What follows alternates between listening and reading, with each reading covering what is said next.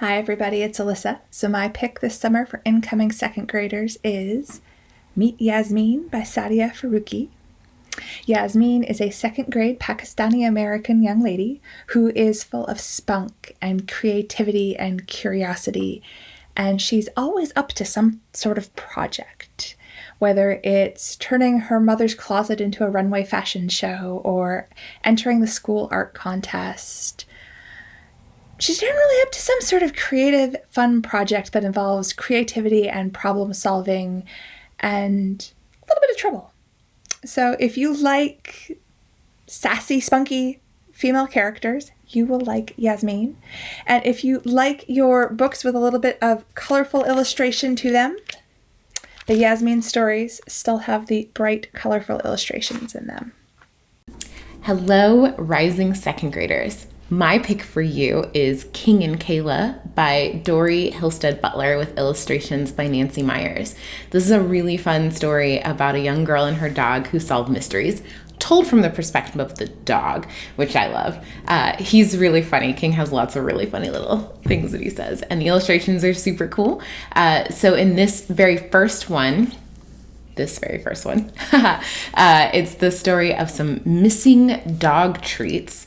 In it, King and Kayla have made some dog treats, and some of them go missing. Of course, everyone immediately thinks that King is the one who ate them, but his breath doesn't smell like peanut butter, and he knows he's not the one who ate them. So who did? You'll have to read to find out. And you can find them all on Overdrive. It's a whole series. I think there's 3 of them out right now. Happy reading! For rising second graders, I recommend Sam Wu is Not Afraid of Ghosts by Katie and Kevin Sang.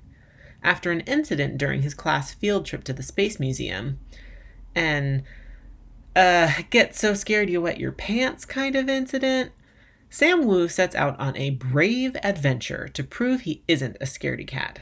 Maybe a ferocious sidekick in the form of a new pet snake that Sam is definitely not afraid of will help his image. But will he be able to summon the courage to fight the ghost in his house?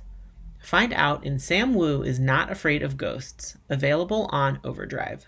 So my pick for rising third graders this summer is Dragons in a Bag by Zetta Elliott. So Jax's mom takes him to spend the day with Ma, who Jax is shocked to learn is not only not his grandmother, but is in fact actually a witch. And she's on a very important mission. She needs to return 3 baby dragons to the magic realm. So Jax decides that he is going to become her apprentice and he is going to help her.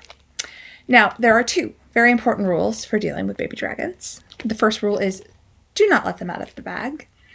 And the second rule is under absolutely no uncertain circumstances, give them anything sweet to eat. Now, those rules are easier said than done.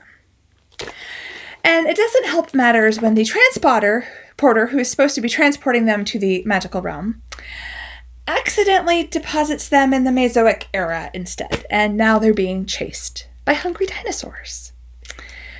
Can Jax get them back to Brooklyn and then get the baby dragons safely returned home? Oh, by the way, one of the baby dragons is now missing. If you want to find out what happens, check out Dragons in a Bag. My summer reading pick for you is Goodnight Stories for Rebel Girls by Elena Favilli and Francesca Cavallo. This is a collection of some really fun stories about real life awesome women who did some really cool things, like Ada Lovelace, Amelia Earhart, Grace O'Malley, Isabel Allende. You'll find all sorts of really cool stories, and they're all told kind of like fairy tales, which is nice. Perfect for going to bed, and don't be fooled by the title. This is not a collection of stories just for rebel girls. This is a collection of stories for everyone. So I hope that you'll give them a shot, and I hope that you like it, and happy summer reading. For rising third graders, I recommend Book Uncle and Me by Uma Krishnaswamy. Yasmin loves to read and is so lucky to have a free lending library right on the corner of her street. Book Uncle has a knack for recommending the perfect book and always has a new one waiting for her every day. But when the mayor threatens to shut down his library, Yasmin feels powerless to stop it. She's just a kid. But then she remembers a folktale Book Uncle gave her about a flock of birds working together to get free from a hunter's net. If Yasmin could organize her friends, family, and neighbors to work together, would they be able to save this cornerstone of their community? Book Uncle and Me can be found on Overdrive and Hoopla.